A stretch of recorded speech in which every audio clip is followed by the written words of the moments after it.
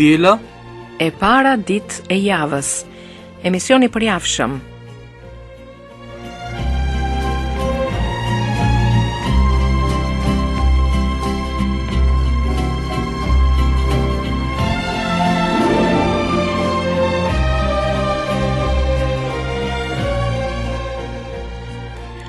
Nga studioja e Radios Ngjallja, të nderuar dëgjues, ju përshëndesim unë Julia dhe unë Thomaj. Krishti u ngjall. Vërtet u ngjall. Ti je balsami i shpirtit tim, o shkrim i shenjtë i shkrim. Me ty gjej prehje dhe gëzim, me ty fuqi e ngazëllim. Me ty marr zemër dhe guxoj, në luftë të burr tu qëndroj, intrigave me kërcënim që po sulmoj në shpirtin tim. Se fjala jote është jetë, buron nga Zoti i vërtet. O, sa i etur shpirti im, sa mall ka për atë burim. Është një poezi e 4 qershorit të vitit 1957 dhe që është botuar në Gazetën Ngjallja të muajit prill 2014. Gjithsesi, Thoma, ishte bukur që ne lexuam një poezi për shkrimin e shenjtë, sepse edhe ne në këtë emision flasim për bukuritë, për madhështinë e besimit ton të krishterë ortodoks. Është e diela e parë, por njëkohësisht edhe e diela e 8 pas Pashkëve. Dhe urimi i parë është Krishti u ngjall. Por në këtë të diel, theksi vendoset tek urimi, vërtet u ngjall. E diela që ne jetojmë është e diela e Shën Thomait. Dhe në studio kemi edhe teologun, pedagogun e Akademisë Theologjike Ngjallja e Krishtit, zotin Thoma Shkira, që së bashku në çdo të shtunë, në darkë, takohemi në emisionin e diela e para ditë e javës. Një emision që ritransmetohet edhe në orët e drekës ditën e diel. Thoma, është momenti që në këtë fillim emisioni të flasim për Pashkën. Ne po jetojmë ende Pashkën. Është e shtuna e ndritshme, pra është Pashka.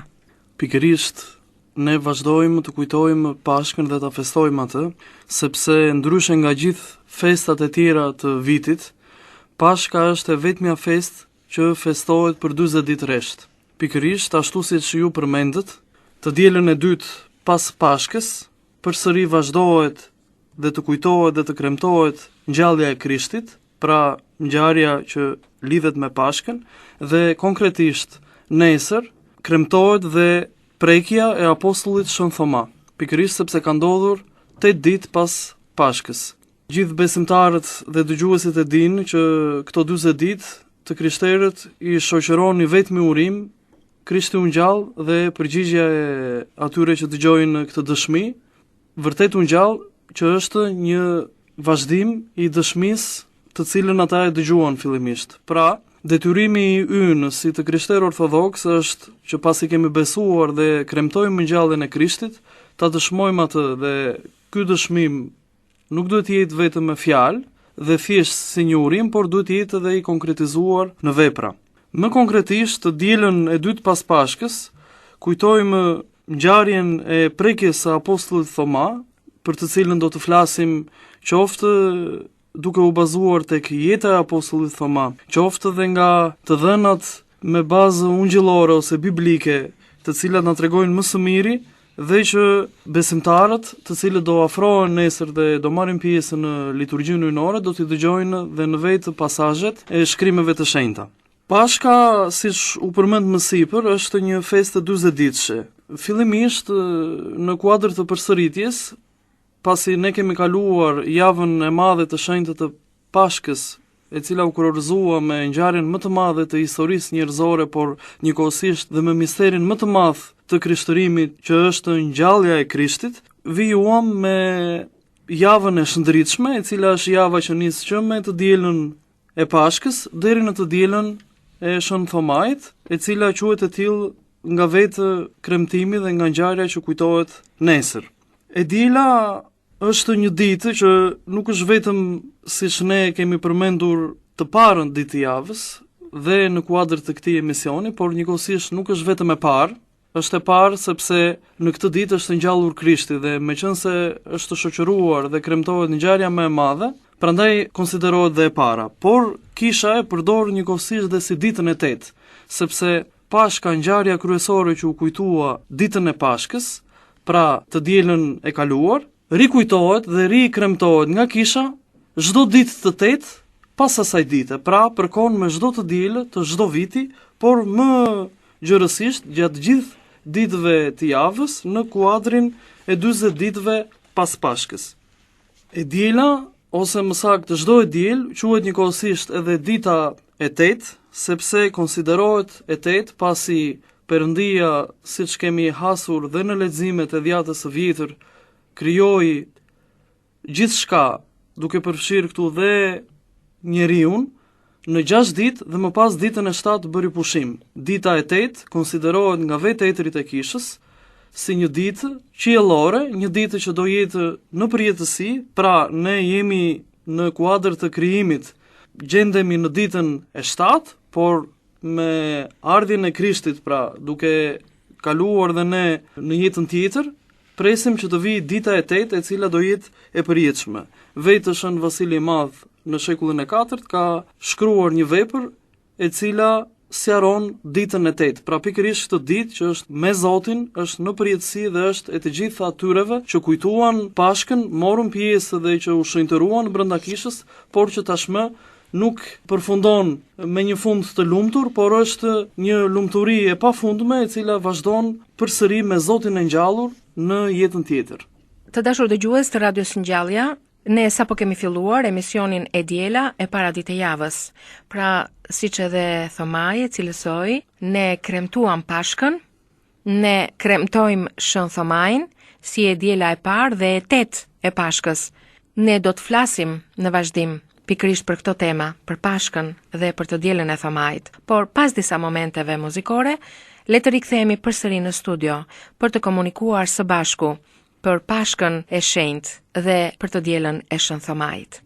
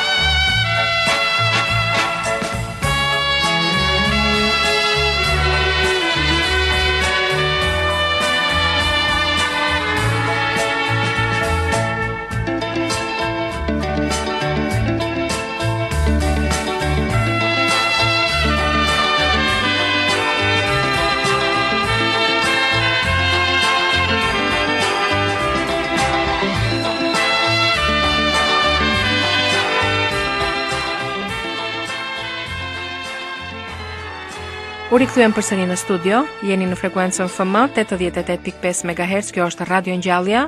Në studio jam unë Julia dhe unë Thomai. Dhe po flasim pikërisht për Pashkën dhe për kremtimin e të dielës së Shën Thomait. Thoma, folëm për Pashkën. Urimi qendror i Pashkës është Krishti u ngjall? Dhe përgjigja, apo një urim i dytë do thosha, janë dy urime. Krishti u ngjall dhe vërtet u ngjall. Në të dielën e Shën Thomait, ose në të dielën e Thomait, mesazhi qendror është vërtet u ngjall. Pra, theksohet besimi tek ngjallja e Krishtit. Çfarë rëndësie ka për besimtarin? Pikërisht urimi vërtet u ngjall. Dhe gjithashtu të nderuar dëgjues, e diela e Shën Thomait, Po. çfarë rëndësie ka kremtimi i kësaj të diele? Dhe do të thosha më mirë çfarë rëndësie ka kremtimi i mesazheve, sepse këto janë mesazhe kremtuese për çdo njeri. Në Ungjill që lexohet në këtë të diel, theksohet shërimi shpirtëror dhe trupor që bën Zoti. Pra, kisha na thekson shërimin shpirtëror dhe shoqëror të njeriut sot. Më gjerësisht mund ta shohim këtë. Edhe juve mund të na ndihmoni shumë, sepse të gjithë kanë pyetje, kanë nevojë për disa shpjegime të domosdoshme për këtë ditë. Kisha vetë, e cila është një institucion hyjnor njerëzor që është me themelues Krishtin ashtu siç e ka dhe kre atë, domethënë Krishti është kreu i kishës. Ka nevojë për njerëz, por ajo që është më e rëndësishme është që ne njerëzit kemi nevojë për kishën. Dhe për të qenë më aktual dhe më realist, shpeshherë ne na ndodh që këtë urim të kësaj ngjarje të madhe ose këtë dëshmi e kemi pak mekanik. Takojmë njerëzit dhe në ambientet tona brenda kishës dhe themi Krishti u ngjall, vërtet u ngjall, Krishti u ngjall, vërtet u ngjall. Por ky urim nuk do të ngelet vetëm në anën mekanike, por meqense ne kemi kremtuar me madhështi Pashkën, ashtu siç kishte ndodhur dhe që në dhjetën e vjetër se si judejtë në traditën e tyre kujtonin dhe ata Pashkën e tyre që do të thotë kalim, pra premtonin kalimin nëpërmjet detit të Kuq, i cili u ça më dysh në mënyrë të mrekullueshme nga Zoti, pikërisht për të kaluar nga skllavëria e Egjiptit dhe për të shkuar në tokën e premtuar. Pra, ky kremtim për ne sot është mjaft i rëndësishëm dhe pasi kemi marrë pjesë dhe jemi para përgatitur për më se 2 muaj dhe kemi takuar Krishtin e kryqëzuar dhe më pas atë të ngjallur, tashmë kremtojmë dhe dëfrehemi dhe ngazëllojmë me ngjalljen e tij. Kjo ngjallje na bën ne që të themi urimin i cili nuk duhet të jetë mekanik, por duhet të jetë vërtet realisht dhe jo thjesht ta besojmë, por njëkohësisht dhe dëshmues dhe më pas ky urim të shoqërohet dhe me dobinë shpirtërore që përfitojmë nga vetë kisha e cila ka caktuar dhe në ditët pas Pashke, kryesisht në të gjithë këto 40 ditë, por që nuk kufizohet në të gjithë periudhën e vitit, me qëllim që besimtari të përfitojë shpirtërisht, ashtu siç përfiton edhe nga vetë mesazhi i të dielës së parë pas Pashkës ose i së dielës së parë që përkon njëkohësisht me ditën e 8 pas Pashkës, ashtu siç kujtohet çdo ditë e 8 që përsëritet në ciklin vjetor, përsëri për të kremtuar ngjalljen e Krishtit, pra për të kujtuar ngjalljen e Krishtit të cilën kisha e vendos çdo vit dhe e përjeton si të ishte realisht në atë moment. Pra, përfitimi ynë shpirtëror është që duke u bazuar dhe në ditën e dielë të dytë pas Pashkës, ku kremtohet, siç u përmend, kujtimi i ngjalljes së Krishtit përsëri, por dhe prekja e apostullit Shën Thoma, sepse apostulli Thoma me ngjarjen që shoqërohet me të dhe që ka bazë biblike, dyshon përpara ngjalljes së Krishtit. Pra, nuk shërben kjo vetëm për apostullin, sepse nga njëra anë apostulli, edhe pse nuk besoi tek ngjallja e Krishtit, ai u bëri të ditur dhe apostujve atë që nuk dinin ose atë që dhe ata nuk e kishin shprehur në dyshimin e tyre. Por jo vetëm kaq, ky dyshim i apostullit Thoma vazhdon dhe sill një dobi shpirtërore jo vetëm për ata që pagëzoi dhe që me jetën e tij dhe me mrekullitë që bëri në emër të shpëtimtarit tonë Jezu Krisht, në vendet ku ai predikoi për të dëshmuar pikërisht ngjalljen e Krishtit, por dhe tek të gjithë ne, të krishterët ortodoks dhe të gjithë njerëzit, se si kjo ngjarje nuk ishte thjesht një ngjarje e dëgjuar nga veshët e apostullit Thoma. Sepse çfarë kishte ndodhur realisht në jetën e tij? Në momentin që Krishti u ngjall dhe u shfaq përpara apostujve, nuk ndodhej apostulli Thomai, nga frika e judejve ai ishte fshehur. Por më pas, kur pas disa ditësh i kishte takuar ata, ditën e 8, pra që përkon me ditën e nesërme, që është e diel, apostujt i thanë Thoma, Krishti u ngjall dhe ai vuri në dyshim çka dëgjoi dhe thot, në qoftë se unë nuk do prek me dorën time plagën ku është goditur me shtizë Krishti dhe nuk do prek me gishtin tim shenjat e peronave të tij, unë nuk besoj. Por nëse unë arri të bëj këtë gjë, atëherë do besoj. Dhe në mënyrë të mrekullueshme shfaqet Krishti pa u hapur dera e dhomës ku ata qëndronin dhe Krishti si të kishte dëgjuar realisht, pra këtu kemi dhe natyrën e tij hyjnore, si të kishte dëgjuar dhe të kishte përshkruar pa hapur derën, edhe pse ai që është person perëndi njeri, pra ka të dyja natyrat, dhe njeri dhe perëndi, hyn dhe i thot apostullit Thoma, pasi u kishte thënë paqen në ju. Eja o Thoma tani dhe më prek ashtu siç e kërkove vetë. Dhe apostulli Thomai thot me pendim, Zoti im dhe Perëndia im. Pra, ungjilli vet nuk na thot ne e preku Thomai plagën e shtizës dhe shenjat e peronave apo nuk e preku. Pavarësisht se ne në ikonë e paraqesim sikur apostull Thomai ka vendosur gishtin në brinjën e Krishtit të ngjallur. Por këtu ekzistojnë dy mendime. Në një rast, përveç se në Ungjill ne nuk na tregohet kjo gjë, thuhet që e preku, sepse këtë e dëshmon tradita dhe vetë ikonat, e cila është një dëshmi e kësaj ngjarjeje, po dhe vetë dita e sotme ku në Sinaksar na tregohet që kujtohet dhe prekja e apostullit Shën Thoma, por dhe në anën tjetër, mjaft teologë dhe etër të kishës thonë që nuk ka mundësi se si apostulli Thoma të prekte Krishtin e ngjallur, sepse trupi i tij tashmë që lëvizte dhe nuk kishte nevojë të hapej dera që ai të kalonte, ishte i transformuar, ishte i lavdëruar, ishte i ngjallur dhe nuk kishte më nevojë për të dheshmet. Pra, trupin Krishti që e ngjalli, trupin e tij, që do të thotë që me ngjalljen e trupit të tij ai shpagoi të gjithë mëkatet e të tjerëve, pra është një ngjallje që i bën gjithë natyrës njerëzore, pra gjithë personave njerëzore që janë përfshirë në të, pra të gjithë dhe neve që jemi sot, po dhe të atyre që kanë qenë, po dhe të atyre që do të vinë. Pra, trupi i tij ishte tashmë i lavdëruar dhe mendimi në një version është nuk kishte mundësi që të prekte trupin e lavdëruar. Prandaj dhe Ungjilli duket sikur e lë të hapur dhe thot, apostull Thoma i thot direkt, Zoti im dhe Perëndia im. Ashtu siç apostulli Thoma vërtet e vuri në dyshim dhe për këtë ndoshta e konsiderojnë dhe si të pabesë, ose si ai që dyshoi, por jo se të tjerët kishin më shumë besim se sa apostull Thomai. Por mua pak më përpara më bëri përshtypje fjala juaj kur folët për apostull Thomain, që u pendua dhe tha, Zoti im dhe Perëndia im. Siç thuhet edhe në përlëshoren e Shën Thomait, plot me hirin perëndor, ishi përmbushur apostulli i Zotit Krisht dhe shërbëtori i tij besnik, dhe i thërrite plot me pendim. Ti je për mua, o Zot Perëndia im. Pra, apostull Thomai ka parë dhe unë mendoj që përderisa apostull Thomai tha Zoti im dhe Perëndia im, apostull Thomai e vërtetoi plotësisht atë që pa. Pra, vim në fjalët e thëna pak më parë që me këtë dyshim ai plotësoi pa dijeninë e të tjerëve, dyshimin e të tjerëve, sepse dhe apostull Pietri kishte mohuar 3 herë. Dhe apostujt të gjithë ishin larguar përpara frikës së shpurës së kryepriftërinëve të ushtarëve të cilët erdhën dhe e arrestuan Krishtin. Por gjithashtu, vërtet, apostull Thomai është ai që dyshoi, por është i pari pas ngjalljes i cili thotë Zoti im dhe Perëndia im.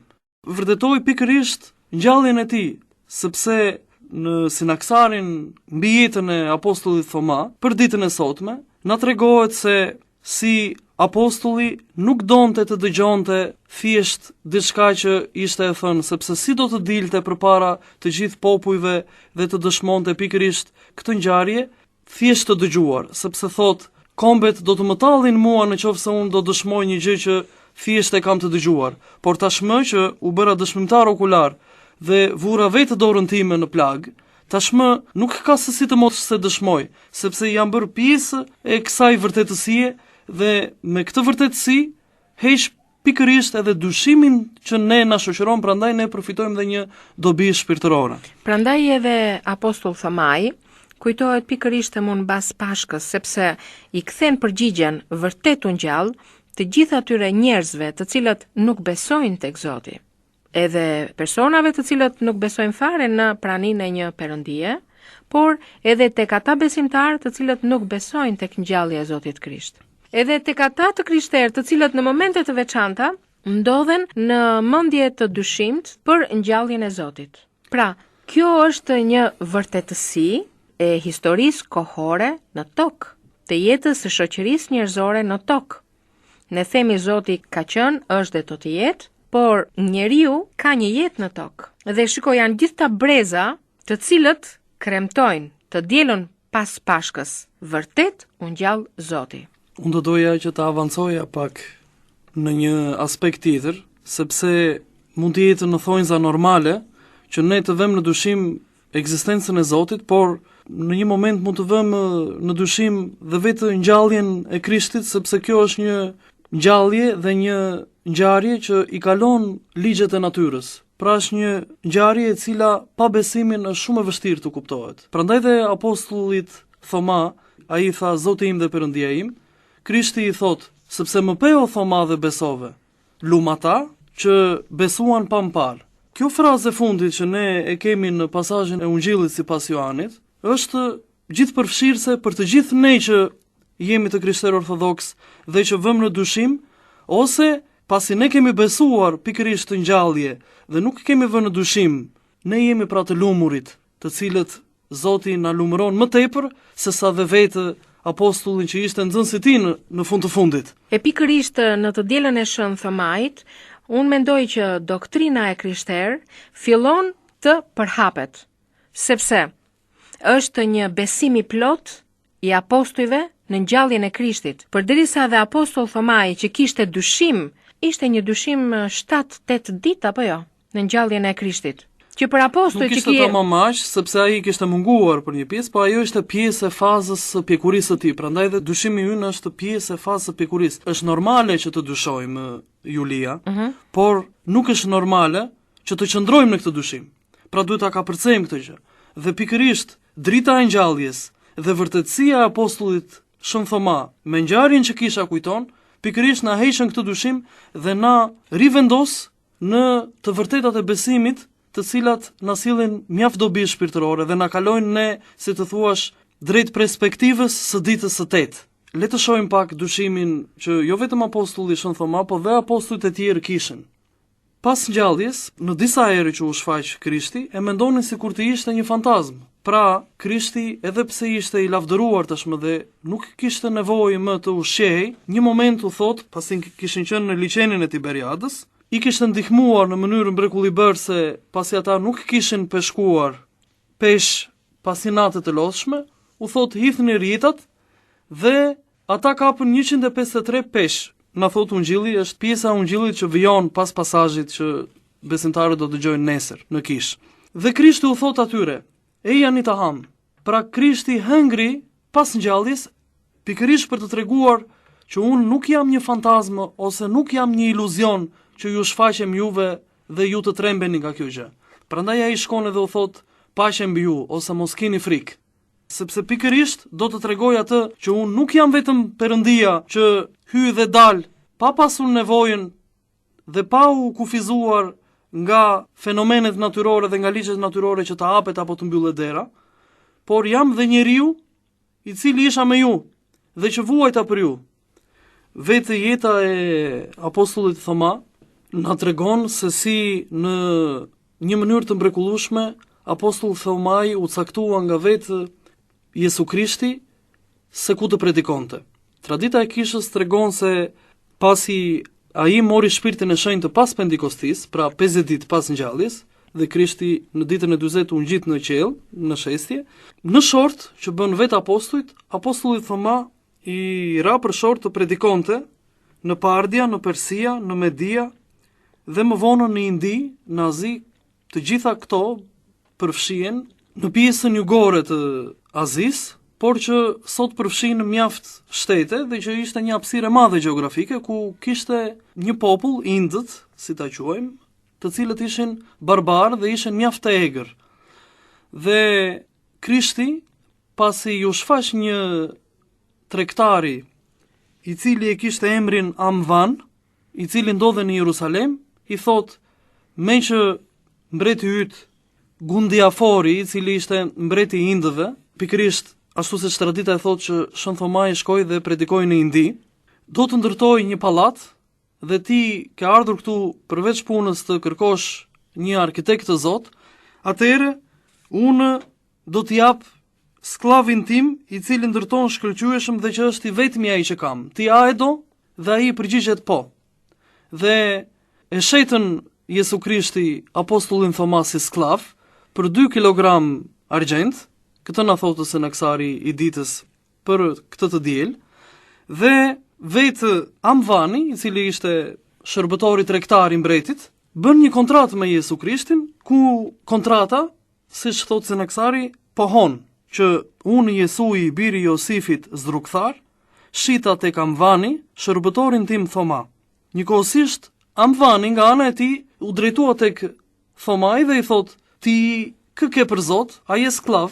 Dhe ai i drejton me gisht për tek Krishti. Pra, vetë gishti ai që ishte në mjet i dyshimit të apostullit Thomai përsëri e pohon atë si të ngjallur. Dhe apostulli Thomai përgjigjet Amvanit dhe i thot: "Po ai është Zoti im, i cili si njeri dashës më bleu me një çmim shumë të madh." Dhe këto janë pikërisht pjesët e jetës së apostullit Thoma, ku tregojnë pikërisht se si ai e dëshmoi Zotin dhe shkoi e predikoi duke sakrifikuar, sepse ky dyshim që ne sot mund ta kemi për ngjalljen, ishte dhe fillimisht tek apostujt, por cila është vërtetësia e ngjalljes? Nuk është vetëm rasti i asaj çka kremtojmë në nesër me ngjarjen e prekjes së shenjtë të apostullit Thoma, por vini re, mendoni se nëse apostujt thjesht do kishin një gënjeshtër në mendjet e tyre, nuk do duronin torturat dhe martirizimet dhe vështirësitë që do hasnin, sepse pikërisht këtë e bën sepse besuan te Krishti i ngjallur. Pra ata thjesht nuk besuan vetëm në një mësues të ditur ose në një filozof dhe i qëndruan me përpikmëri bindjeve të mësuesit të tyre ose të Zotit të tyre, por i qëndruan me përpikmëri vetë Krishtit të ngjallur, dhe kjo ishte forca e besimit të tyre që bëri që në 12 apostuj 11 prej tyre të martirizoheshin. Pra të ndiqnin pikërisht gjurmët e Krishtit.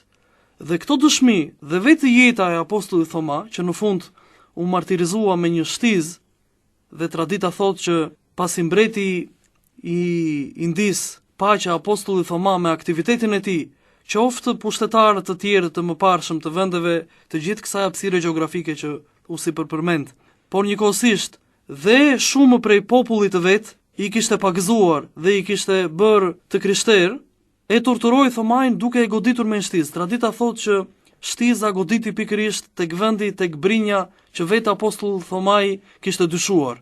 Dhe këtë vazhdon Senaksari dhe thotë që shumë janë ata që kanë thënë që aty ku vetë Thomai donte të shuante dyshimin e tij, aty pikërisht u godit dhe që pohoi përsëri atë Krisht që kishte mohuar. Pra të gjitha këto të dhëna të cilat kisha i mbart, por na i risjell dhe ne besimtarve, dyshues apo jo, pikërisht për këto ngjarje të mëdha dhe më konkretisht për ngjarjen më të madhe, ngjalljen e Krishtit, janë për të na fuqizuar ne dhe për të na treguar se është pikërisht kjo ngjallje e cila na bën ne të transformohemi dhe që të besojmë që ashtu siç Krishti u ngjall dhe lavdëroi trupin e tij, me atë lavdërim dhe me atë ngjallje do të na shoqëroj dhe ne do të na birësoj. Pra ne presim që të kemi një ngjallje me garanci, ngjalljen e Krishtit. Pra të kemi një ngjallje si të tijën dhe jo të përsërisim thjesht në mënyrë mekanike, qoftë një urim ose qoftë sepse na ka zënë vala dhe thjesht të themi diçka të përsëritur. Të gjitha këto janë pjesë të vërtetave të besimit ton të shenjtë ortodoks, të cilat kanë dhe plotësojnë qëllimin e jetës sonë. Cili është qëllimi i jetës sonë? Është të jetuarit me Zotin. Pra kisha është vendi ku ne marrim këto mesazhe, të cilat na fuqizojnë në këtë ngjarjen mjaft të madhe të ngjalljes së Krishtit dhe që na bëjnë ne të jemi me Zotin, dhe jo vetëm që të mos humbim gjë, por të përfitojmë gjithçka. Mendoj të dashur dëgjues që pas disa momenteve muzikore të rikthehemi përsëri në studion e Radios Ngjallja që transmeton për ju në FM 88.5 MHz.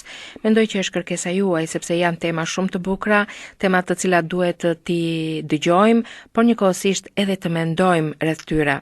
Ne do të flasim përsëri për të dielën e Shën Thomait, për ditën e parë dhe ditën e 8 pas Pashke. Kjo është një kërkesë e Thomait, e teknikës Fationës, por mendoj që është edhe kërkesa juaj. Pak momente muzikore dhe do të rikthehemi përsëri në studio.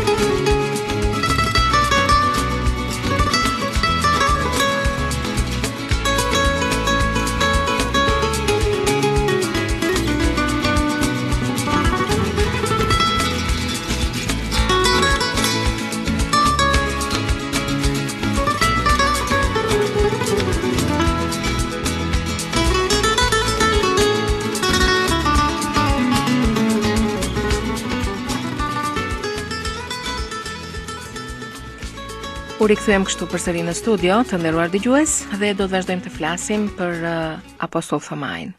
Do të vazhdojmë të flasim edhe për një mesazh qendror të kishës, besimin ton të plot tek ngjallja e Zotit Jezu Krisht. Ky është edhe çelësi dhe thelbi i besimit të krishterë ortodoks. Nga përvoja ime kam takuar besimtar, të cilët pretendojnë që janë të krishterë, por në besimin e tyre ata nuk kanë fare Biblën, nuk kanë fare Ungjillin, vetëm pretendojnë se janë të krishterë. Por nuk arrin dot të kuptojnë se kush është ngjallja e Krishtit dhe kush është vërtet ungjall. Mund të ketë edhe raste që të kenë Ungjillin dhe Biblën ta lexojnë, por ndodh që praktikën e kishës nuk e kanë dhe nuk i interesojnë, domethënë që të marrin pjesë në misteret e kishës dhe në praktikën fetare. Në qoftë se nuk beson plotësisht tek Krishti ungjall dhe në qoftë se nuk e beson plotësisht vërtet ungjall, nuk mundet dot të kuptosh atë çka shkruhet në Ungjill. Atë çka shkruhet në Ungjill do ta lexosh thjesht si një njeri që të pëlqen filozofia, por jo si një njeri që je besimtar, që beson tek ngjallja e Krishtit. Ky është edhe ai misteri i kishës së shenjtë ortodokse. Për mendimin tim, për të qenë më aktuale dhe për hapësirat dhe për dëgjuesit të cilët mund të mos jenë vetëm të krishterë ortodoks, por mund të jenë dhe të krishterë ose dhe jo ortodoks, ose jo të krishterë, doja të thoja se çdo intelektual duhet të lexojë Biblën ose qoftë edhe Dhjatën e Re.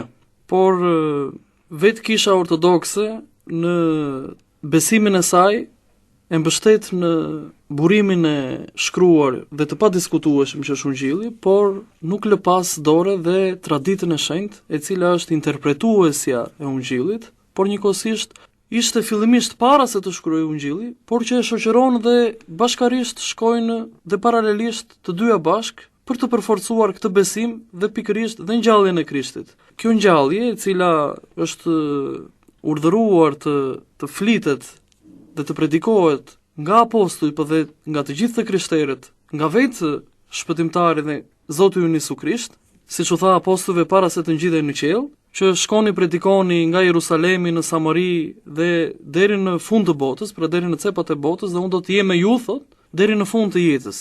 Pra do të tregoj që këtë që ju patë dhe besuat, njëkohësisht dhe ngjalljen që ne e kujtojmë gjatë gjithë 40 ditëve pas Pashke, ta dëshmoni dhe ta predikoni, ashtu siç dhe vetë apostulli Thoma, pasi mori Shpirtin e Shenjtë, shkoi dhe kishte një pozitë gjeografike ku ushtroi aktivitetin e tij pikërisht për të predikuar këtë ngjallje e cila është transformuese, sepse nëse nuk do ishte kjo ngjallje, nuk do ishte besimi ynë i shenjtë. Dhe nëse nuk do ishte ngjallja e Krishtit, atëherë do dukej sikur do lodheshim kot dhe do dukej sikur do të mundoheshim pa ndonjë produktivitet.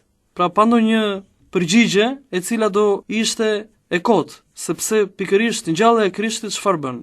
Mund vdekjen, e cila është pasojë kryesore e mëkatit, duke ditur se mëkati është veprimi që na ndan ne nga Perëndia. Pra ne, nëpërmjet Krishtit, jemi rikthyer tashmë dhe na është çelur rruga e shpëtimit, dhe prandaj ne jemi pjesë e kishës pikërisht për të parashijuar që në këtë jetë, por dhe për të bërë pjesë e këtij shpëtimi që në këtë jetë, dhe pasi jemi bërë dhe e kemi jetuar në këtë jetë, do ta marrim duar hapur dhe do ta shijojmë në përjetësi më Zotin në jetën tjetër. Pra, është dëshmia që nuk është një dëshmi vetëm për vendin ton ose vetëm për qytetin ton, por është një dëshmi për të gjithë botën, sepse siç kemi përmendur dhe në emisionet të këtij cikli, kemi thënë që Krishti është mbreti i botës. Pra, është një mbret jo si mbretërit e tjerë, që në një kohë të kufizuar dhe në një pushtet qoftë edhe të kufizuar në hapësirën gjeografike, ushtron mbretërinë e tij. Dhe kjo është një mbretëri që është transformuese, nuk është një mbretëri për të ngritur shërbëtor dhe për të ngritur lavdin e tij, por është për të birësuar shërbëtor dhe për t'i bërë si vetja.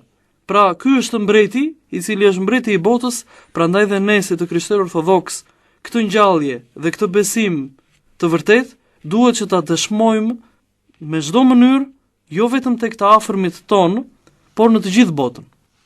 Në të dielën e Thomait, shikojmë kishën ortodokse me misionin e saj të rëndësishëm për hapjen e lajmit të mirë. Nuk e di nëse kam gabim, por mesazhin qendror të kishës së shenjtë në tokë na jepet pikërisht nëpërmjet të dielës së Shën Thomait, apo jo? Por kjo është një gjë shumë e rëndësishme për të gjithë besimtarët, por njëkohësisht unë doja ta cilësoja edhe për të gjithë njerëzit e kësaj bote. Pasi Thoma të kremtet e mëdha ortodokse na hapin në shpirt horizonte globalizmi dhe shumë intensive pikërisht këto momente të globalizmit, të përhapjes së lajmit të mirë, të ekzistencës së kishës në botë, na jep pikërisht Pashka me ngjalljen e Zotit dhe e kremtja e Shën Thomait me urimin vërtet u ngjall. Sa e rëndësishme do të jetë saktësimi i përhapjes së këtij lajmi të mirë në të gjithë botën dhe si duhet kuptuar kisha e shenjtë ortodokse sot në botë. Në varrin e shenjtë të Krishtit në Jerusalem, ku ndodh edhe mrekullia e ardhjes së dritës, e cila është një drita e ngjalljes që vjen në mënyrë të mrekullueshme nga vetë Perëndia, që del nga varri i Krishtit, thuhet që kushdo nga personat të cilët janë prezent në këtë ngjarje, por që nuk besojnë realisht, nuk e shikojnë këtë dritë. Pra, kjo dritë që është transformuese dhe që është jo thjesht dritë e diellit, por është dritë e ngjalljes, e cila është transformuese, është për të gjithë botën. Vetë mesazhet e kishës, po dhe perspektiva ose aksi globalist ose aksi mbarbotror i ngjalljes së Krishtit ndodhet realisht në të gjithë botën, sepse përderisa themi që Krishti është mbreti i botës, patjetër që kjo dritë duhet të përhapet tek e gjithë bota. Prandaj dhe qëllimi dhe dëshira e Perëndisë është që lajmi i tij i mirë, që Krishti erdhi në tokë dhe shpëtoi njeriu dhe më pas u ngjall, të përhapet në të gjithë botën. Vetëm mesazhet e kishës, po dhe vetë primatët e kishave, ashtu siç dhe vetë kryepeshkopi Jon Anastas, qoftë në mesazhin e pashkëve të këtij viti, qoftë dhe në një libër të tij të rëndësishëm na flet se si ky aks është i domosdoshëm, por na flet se si do jetë raporti nëpërmjet globalizimit, por dhe të rolit që ka ortodoksia në këtë globalizim. Dhe e vendos ortodoksinë si një mbrojtje e çka do sjellë globalizmi. Pra e vendos si një rol dhe një faktor të rëndësishëm për mbar botën. Po, madje kryepiskopi Anastas në librin e tij Globalizmi dhe Ortodoksia, në faqen 200 ky libër që Po, në faqen 278 thot: në letrat e apostoll Pavlit theksohet veçanërisht globalizmi në raport me misterin e kishës. Ky vizion universal arrin kulmin kur Pavli i referohet vullnetit të Perëndis, misterit të vullnetit të tij që pritet të realizohet sipas planit kur të plotësohen kohët që të përmblidhen të gjitha më Krishtin, edhe ato që janë në qiejt, edhe ato mbi dhe, thot apostoll Pavli në letrën e tij drejtuar Efesianëve. E tërë jeta ortodokse, vazhdon ndër të tjera në faqen 279, adhuruese, lëviz në këtë vizion barbotror.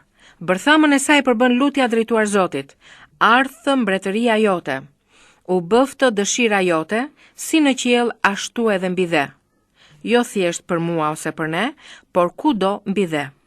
Besimtari, para se të referohet problemeve imediate të bukës së përditshme, ftohet për të lëvizur në një horizont mbar botror. Personalja dhe konkretja nuk e pengojnë atë për të menduar të përgjithshmen. Në çdo liturgji hyjnore, e cila është përmbledhje e misterit të shpëtimit, lutjet fillojnë për paqen në mbar botën dhe arrin kulmin me blatimin e dhuratave të nderuara që bëhet nga të gjitha dhe për të gjitha për gjithë botën. Pra, unë mundova që ta lexoja ngadalë që të kuptohet nga të gjithë. Se kush është besimtari, se kush është kisha e shenjtë ortodokse në botë, pjesë e së cilës është Kisha Ortodokse Autoqefale e Shqipërisë. Pra, Kisha Ortodokse Autoqefale e Shqipërisë është pjesë e Kishës Ortodokse në botë. Të gjitha këto sa tham, janë pikërisht për të treguar se ja çfarë bëri Perëndia për ne. Që do të thotë se Krishti erdhi dhe si plan i ekonomisë së tij ishte dhe është që të shpëtojnë të gjithë njerëzit. Prandaj dhe ai u përpoq në disa mënyra dhe për ta shitur apostullin Thoma tek një tregtar, me qëllim që të bëhej ai vegël e predikimit, sepse ashtu siç apostujt jo vetëm besuan tek kjo ngjallje dhe tek kjo dritë e ngjalljes së Krishtit, por sakrifikuan dhe vetë jetën e tyre. Pra, jo vetëm besuan, por dhe vepruan, dhe shkuan, dhe u lodhën, dhe u predikuan, dhe u torturuan, dhe vdiqën për të. Pra, kështu dhe ne, jo thjesht të besojmë në këtë dritë të ngjalljes e cila është transformuese, por siç e përmend dhe vetë në mesazhin e tij kryepiskopi Anastas se ngjallja është një shpresë dhe një siguri e së tashmes, por dhe e së ardhmes. Dhe njëkohësisht ai përmend se si kjo dritë nuk duhet mbajtur vetëm për vete, jo vetëm në raportin personal, por duhet të jepet tek të tjerët. Dhe si jepet? Jepet me vepra konkrete. Ashtu siç apostujt sakrifikuan gjithçka për të dëshmuar këtë besim dhe këtë ngjallje, kështu dhe ne e dëshmojmë besimin te kjo ngjallje. E shpërndajmë, por që nuk humbet, por që shtohet më tepër këtë dritë të ngjalljes së Krishtit në momentin që bëjmë vepra konkrete dhe për të afërmit tan. Pra të gjitha këto janë pjesë e asaj çka teologjia e quan ekonomia hyjnore e Perëndis, e cila rezulton në shpëtimin e të gjitha atyre vepra që duan të shpëtojnë dhe që të jenë me Zotin ashtu siç ishin në mënyrë paralele Adami dhe Eva në kopshtin e Edenit në parajs. Të dashur dëgjues, pak momente muzikore dhe do të rikthehemi në studio sepse kemi pak kohë në dispozicion deri në fund të emisionit. Do të cilësojmë edhe disa gjëra të tjera që mendoj jam të rëndësishme në të dielën e Thomait, edhe kryesisht në këtë të diel, por pak momente muzikore.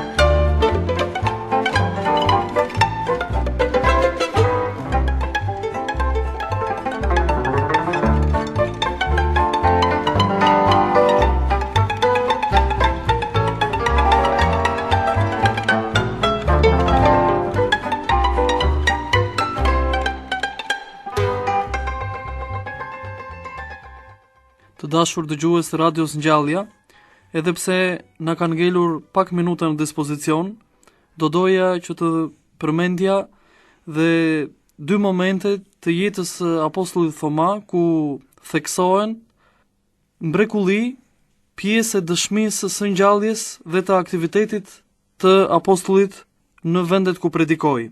Pasi ai u shit tek tregtari Amvani, shkoi pra në vendin e tij dhe mori pjesë fillimisht në dasmën e disave të cilët ishin indë, të ishin pjesë e popullit të huaj, të cilët i kemi përmendur se ishin barbar, por ishin dhe mjaft e egër. Vetë Sinaksari na tregon se apostulli druante të shkonte aty, por që Krishti u shfaq dhe e fuqizoi dhe i thotë: mos u trem Thoma, por shko tek indët, prediko ungjillin tim dhe hiri im do të jetë mbi ty. Duke qenë në ambientin e festës së dasmës së njërit prej indëve i cili martonte vajzën atë moment, nuk mori pjesë në banketin që kishin shtruar, por qëndronte në fund të tavolinave, të themi, në fund të banketit, dhe aty ishte i menduar,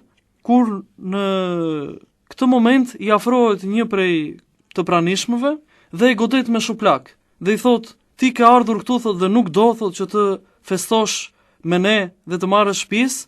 Kjo ishte nga vetë arroganca dhe nga vetë krenaria e personit, por dhe për të rënë në sy në atë moment. Dhe apostulli Thoma, pasi i thot se përveç se mëkati yt do të falet, pra veprimi që ai bëri, dora jote që më goditi do të ndahet nga vetë bishat dhe do të të shohin të gjithë me qëllim që të vënë në mend dhe që të shërbejë si dobi kjo ngjarje që ndodhi. Dhe ja se si fjala e tij u konkretizua në vepër, sepse pasi ai ishte përgjegjësi i verës që ndaj, pasi shkoi tek burimi, aty ndodhej një bish dhe e kapërdiu, si të thuash, në një pjesë të trupit të tij, dhe në një moment i ra dora që kishte goditur apostullin Shën Thoma, dhe një qen, ashtu siç thot Sinaksari, e mori dhe e shpuri në ambientin e qendror të dasmës, ku pasi njerëzit panë se çka po ndodhte, u ngrit një hebreje, një izraelite, që ndodhej me ta dhe u thot: pasi unë erdha, thot, të festoj me ju, thot, ju bëj të ditur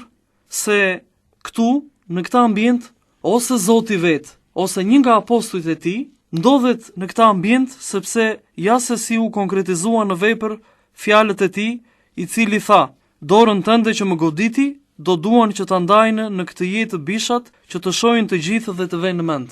Pra, kjo është një nga ngjarjet dhe një nga shumë mrekullitë e apostullit Shën Thoma, ku ai nuk qëndroi vetëm në kjo, por shkoi, bisedoi me vetë të çiftin që u martua, por dhe me njerëzit e tjerë dhe me pushtetarin e zonës, të cilët besuan tek Krishti i ngjallur dhe u pagëzuan. Kurse një moment tjetër që është moment i rëndësishëm në jetën e apostullit Shën Thoma, pasi ai shkoi tek mbreti Gundiafori, i cili dëshironte të ndërtonte një pallat, në dialog me të, ai besoi dhe i thot që pasi unë të largohem për 3 vjet për shërbimet e mia, po të ofroj kaq flori me qëllim që kur të kthehem të gjej një pallat ku unë të gjej prehje.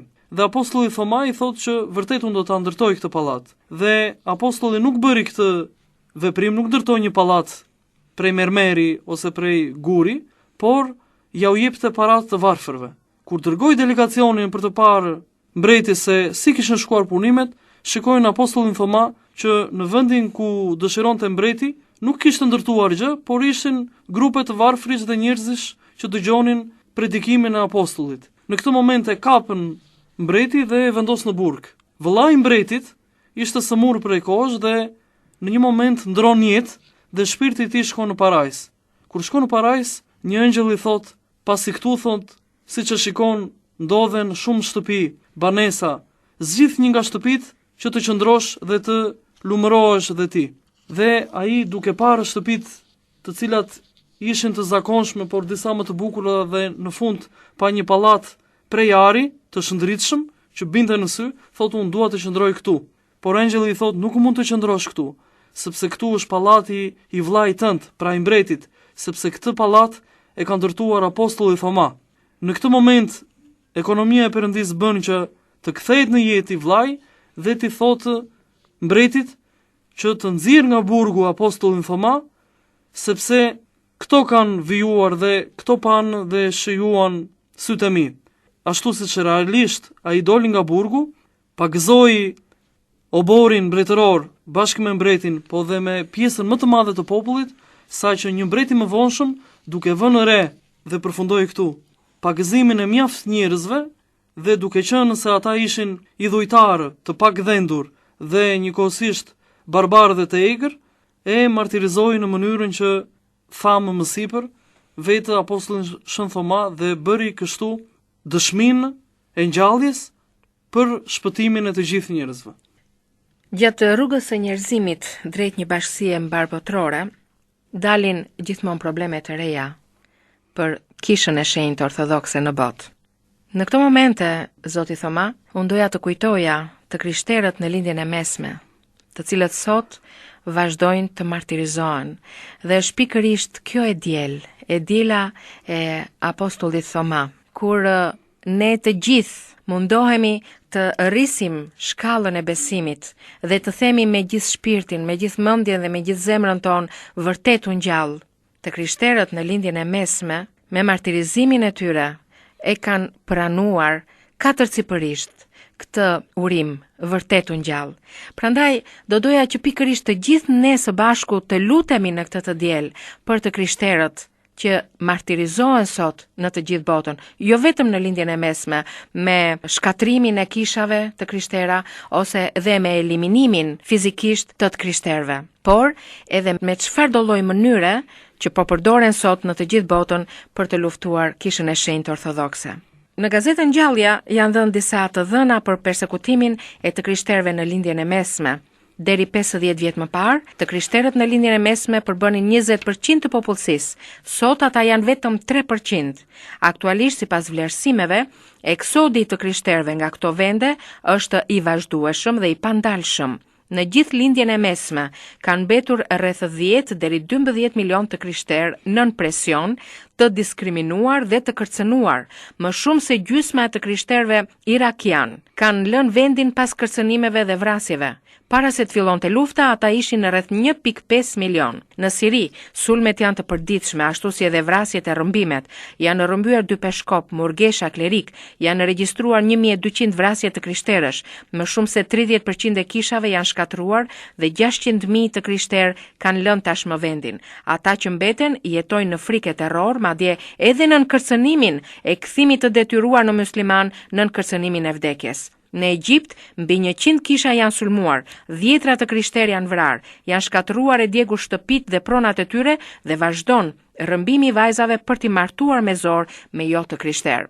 Pra, janë të dhëna jashtëmase të pabesueshme, por gjithsesi ne këto të dhëna i shohim në informacione të ndryshme dhe në media të tjera vizive, në media të shkruara apo në radiofonike. E të gjithë këtyre shkatrimeve, të gjithë kësaj lufte të egër që po i bëhet edhe në ditët e sotme kishës. Unë doja t'i jepja një përvojë të një besimtari të krishterë në Shqipëri. Ai ka botuar poezi përpara viteve 1961, pasi viti 1961 ishte viti që ai ndroi jetë dhe janë mjaft të aktuale. Pasi janë vite të cilat në fillim në Shqipëri, në këto vite pra filloi lufta e egër kundër besimit fetar. Kisha shkëmb për gjithnjë. Unë i pash dietarët të dobët të pafuqi, kur u kthyen si të marrët kundër Krishtit Perëndi dhe kundër kishës së tij. Unë i pash dietarët përreth shkëmbit të tulitur, që mundoheshin të marrët kot nga vendi për ta ngritur, kishte fund të pa arritur. Dhe i pash të gajasur të qëndronin pranë tij, e dhimbjen që kishin pasur nga sulmime me furi ta kthenin në qetësi. Ishin prap dietarët që pasi bën këtë, kthyen syt nga të parët, duke thënë s'qen ka gjë. Kisha shkëmb për gjithnjë. Pra, është një poezi e botuar në vitin 1956. Vite që kishte filluar lufta kundër kishës në Shqipëri. Dhe sot ne shohim një ringritje të kishës ortodokse në Shqipëri. Do doja që këto vargje të kësaj poezie t'i dëgjonin të krishterët që po vuajnë kudo në botë. Por gjithsesi, thoma, këto vargje në këto momente ata ndoshta nuk mund t'i dëgjojnë, megjithatë ndoshta do të ndjejnë lutjen tonë të përbashkët që kryejmë në liturgjinë hyjnore. E në këtë lutje, unë dhe shumë shokë e shoqet mia të krishterë, gjatë të kohës meditimit, gjatë kohës kur të krishterët shkojnë ku ngohen, do t'jetë shumë e bukur dhe shumë shpresdhënëse edhe për të gjithë ata të krishterë që sot vuajnë në mënyra të ndryshme kudo në botë. Po njëkohësisht të krishterët e Sirisë kanë edhe ndihmën e apostullit Thoma, sepse pasi ai u martirizua në Indinë jug perëndimore në Malabar, u transferua trupi i tij, pra lipsani i tij në Edesa të Sirisë. Më pas shkoi në vitin 357 në Konstantinopol, ku Konstanti, i biri Shën Konstantinit të Madh, ndërtoi kishën e Shën Apostujve dhe mblodhi lipsane nga vetë apostujt, si thua që kemi një koleksion të parë të lipsaneve, dhe më pas vitit 1204, shkoi në Rom. Dhe vetë apostulli që ka qëndruar dhe në Siri, është ndërmjetues dhe njëkohësisht ndihmës i madh i të gjithë të krishterëve. Në përfundim të këtij emisioni, të nderuar dëgjues, do të citoja një pjesë nga libri Globalizmi dhe Ortodoksia të kryepiskopit të Tiranës, Durrësit dhe të gjithë Shqipërisë, folklumturisë së tim Zot Anastasit. Detyrë e ortodoksëve është që duke marrë nga pasuria e traditës, e biomave dhe e parimeve të ortodoksisë, të marrin pjesë në përpjekjen ekumenike për kërkimin e zgjidhjeve të përshtatshme drejt një shoqërie mbarë-botërore të dashurisë. E kryepiskopi Anastas gjithmonë përmend një varg nga letra e apostullit Pavlit drejtuar romakëve, kur Perëndia është me ne, kush do të jetë kundër nesh? Të nderuar dëgjues, do ta mbyllja duke thënë që pikërisht me ato që na kujtoi Zoti Thoma, është t'i lutemi apostull Thomait të ndërmjetoj për të gjithë ata të krishterët sot në botë, të cilët po vuajnë në mënyra të ndryshme nga martirizimi. Dhe njëkohësisht urimi im do të ishte që kjo ndihmë nuk do të ishte vetëm për ata të krishterë që ndodhen nën martirizim, por dhe të gjithë ne të tjerët, të cilët ashtu siç kemi vënë në dyshim si vetë apostulli Thoma, të konkretizojmë me vepra vetë atë çka pohojmë vazhdimisht në këto ditë se Krishti u ngjall. E përse në këtë emision, të dashur dëgjues, të mos urojmë edhe Zotin Thoma, i cili kremton ditën e emrit. Faleminderit dhe ta gëzojnë dhe të gjithë ata që mbajnë të njëjtin emër ose derivatin e tij. Krishti u ngjall. Vërtet u ngjall.